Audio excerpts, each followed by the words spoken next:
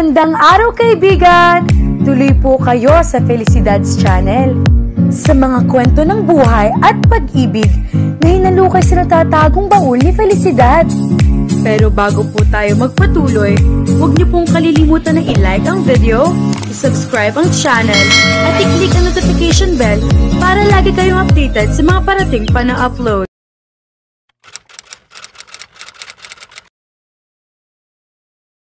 Hindi sa hindi pinagkakatiwalaan ni Jonas sa mga kaibigan, pero kilala niya mga ito. Sa kabila ng respeto na natatanggap sa mga tao, may pagkamadaldal at mausisa rin ang mga kaibigan. Hindi niya gustong dumating ang araw na hindi mapigilan ng mga ito na mag-usisa at magpakita kay Mindy. Ang nobya niya mismo ang nagsabi na gusto nitong isekreto ang relasyon nila. Kapag nalaman ni Mindy na hindi niya itinago ang relasyon kahit sa mga kaibigan, maaring magalit at hindi nito maintindihan iyon. Mahirap ang sitwasyon nila at hanggang maaari ay iniiwasan niya na magkagalit sila. Somehow ay naiintindihan din naman niya si Mindy kung bakit ayaw nitong ibulgar ang relasyon nila. Ayaw kasi ng nobya na malaman ng mga magulang nito ang tungkol sa relasyon nila, na kung sakali man na ipakita sa madla ay madali lang na malaman kahit ng simpleng tao. Alam ni Jonas na hindi lang siya basta-bastang tao at kilala ang grupo nila sa Pilipinas.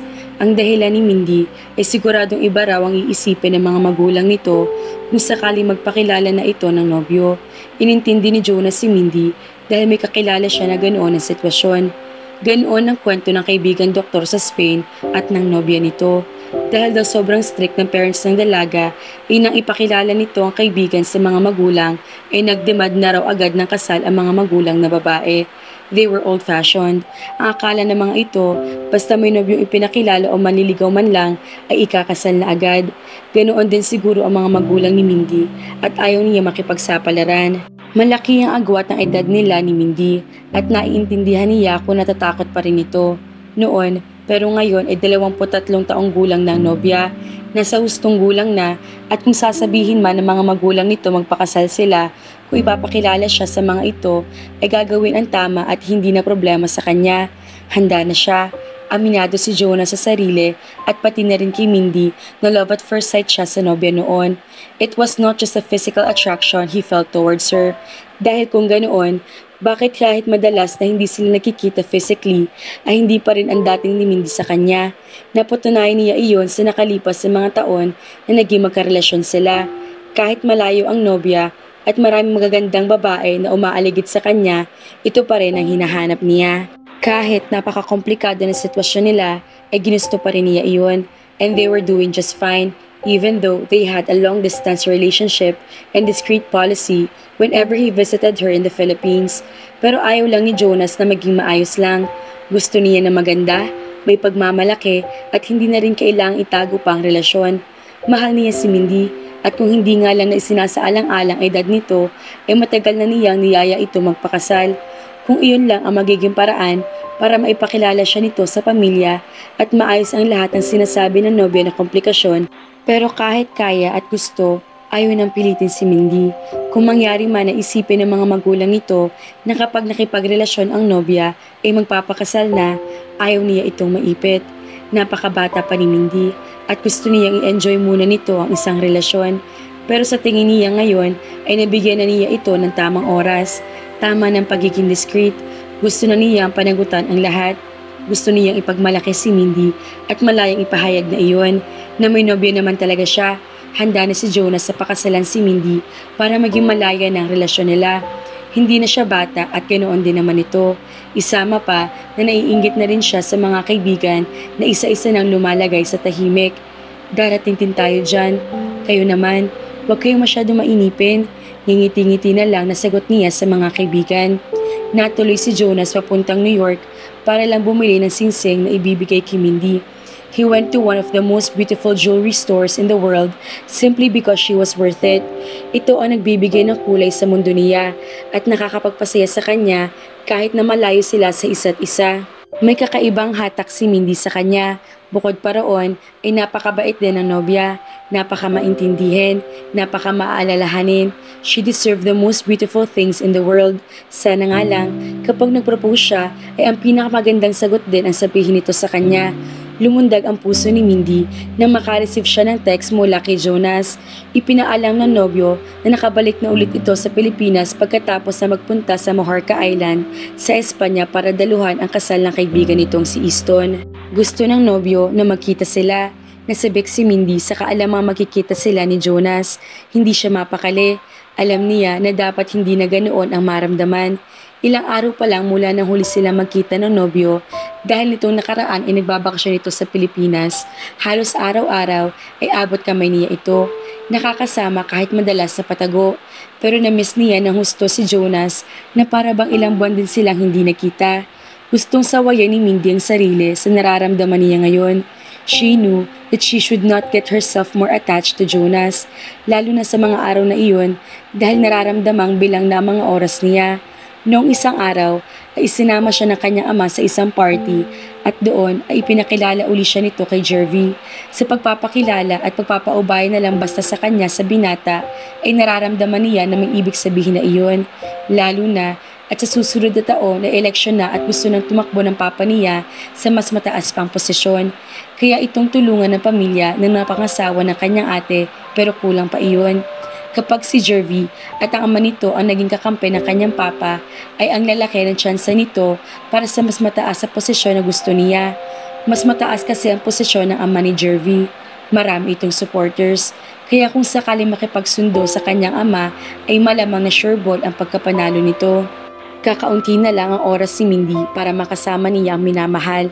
Pero kahit alam na niya na sulitin ng araw-araw, mamimiss niya si Jonas at magiging masakit ang nalalapit nilang paghihiwalay, pero gusto pa rin niya makasama ito. Sumunod siya sa gusto ni Jonas. Nakipagkita siya rito, pero kagaya ng nakaugalian, sa tagong lugar pa rin siya nakipagkita sa nobyo. They met at his private place in Casablanca Clubhouse Resort. I've missed you. Hindi na mapigilan ni Mindy na mapakayakap sa nobyo na makita ito.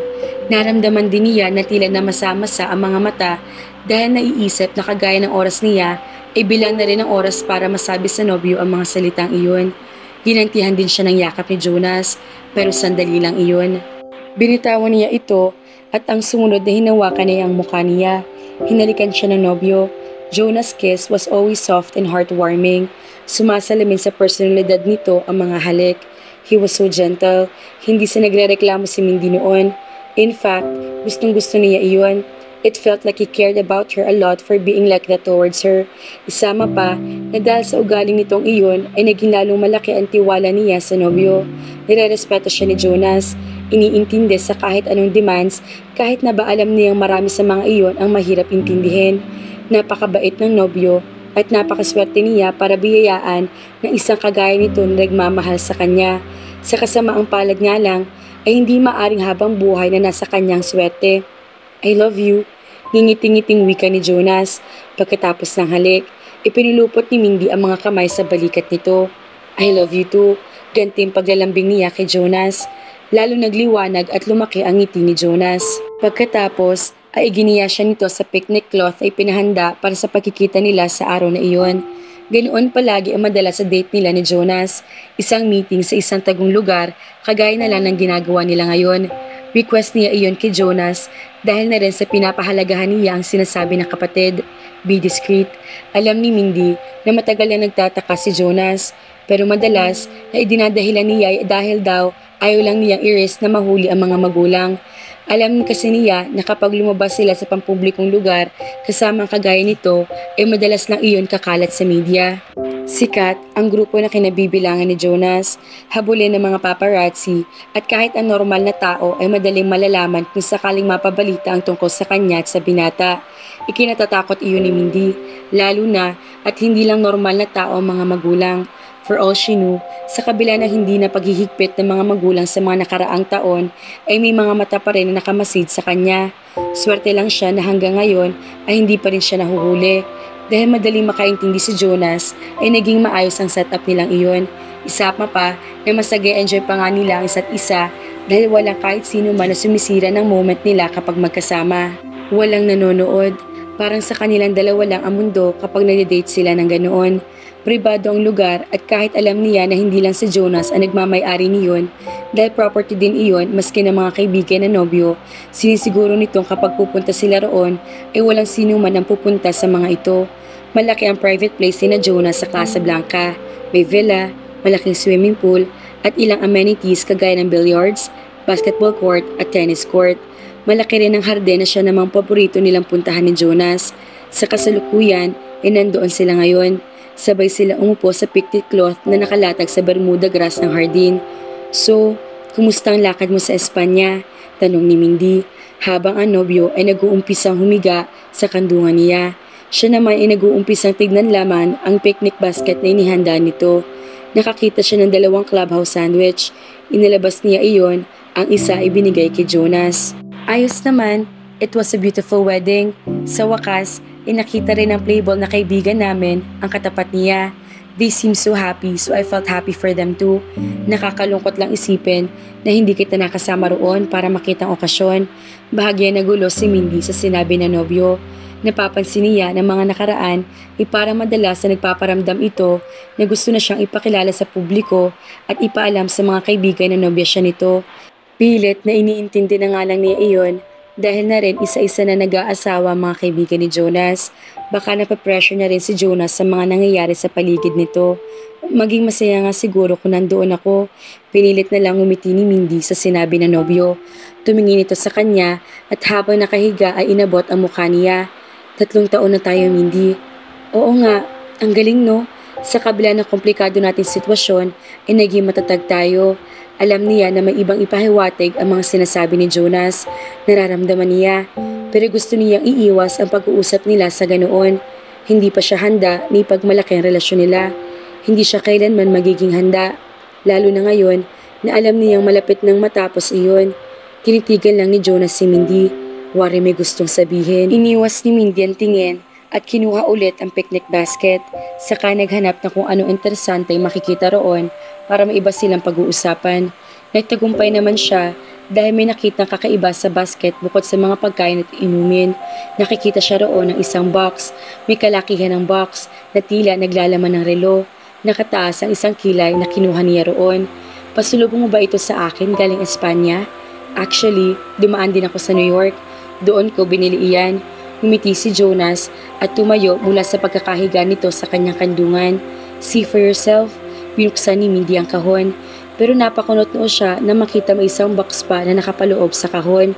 May note pa na nakalagay na open again sa ibabaw ng mas maliit na box. Sinunod niya ang nakalagay sa note at may isa pa uling box na may same note. Sa pagkakita niyon, ay magsimula ng kabahan si Mindy.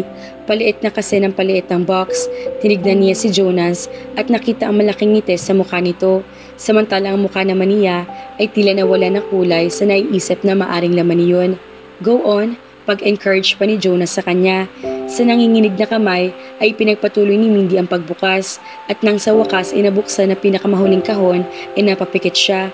Pinipilit na pigilan ang mga luha na nagtatangkal lumabas sa mga mata. Sa pinaghalong saya at higit sa lahat ay kalungkutan na hindi niya magagawang sagutin ng tama ang napakagandang tanong na nasa huling note ng box. I am so sorry, Jonas. Sa halip ay sagot niya at sinira ang araw na iyon para sa kanilang dalawa. I was expecting you to be late again. Hindi ka ba nag-enjoy sa paglabas yun na kaibigan mo, Mindy? Sa namumulang mga mata ay sinalubong ni Mindy ang tingin ng kanyang ama. Kapag makikita sila ni Jonas, ay palaging sinasabi niya sa mga magulang na makikipagkita lang siya sa isang kaibigan. Sa tuwina ay pumapayag ang mga ito at hindi rin naman nagagalit o nagtatanong kapag nahuhuli siya na uwi. Sumama po kasi ang pakiramdam ko, kaya kailangan ko nang umuwi. Mauna na po ako sa taas. Sandali na lang at maghahapunan na. Hindi mo ba gustong sumabay? Umiling si Mindy. Sa kalagayan ngayon, ay alam niya hindi makakayang tumagal na hindi napapaiyak. Sariwa pa ang naging pag-aaway nila ni Jonas kanina. Hindi niya makakayang itago ang sakit na nararamdaman sa pamilya. Alam niyang sooner or later, mararamdaman din ng mga magulang na may problema siya at ayaw niya mag-umpisa magtanong ang mga ito.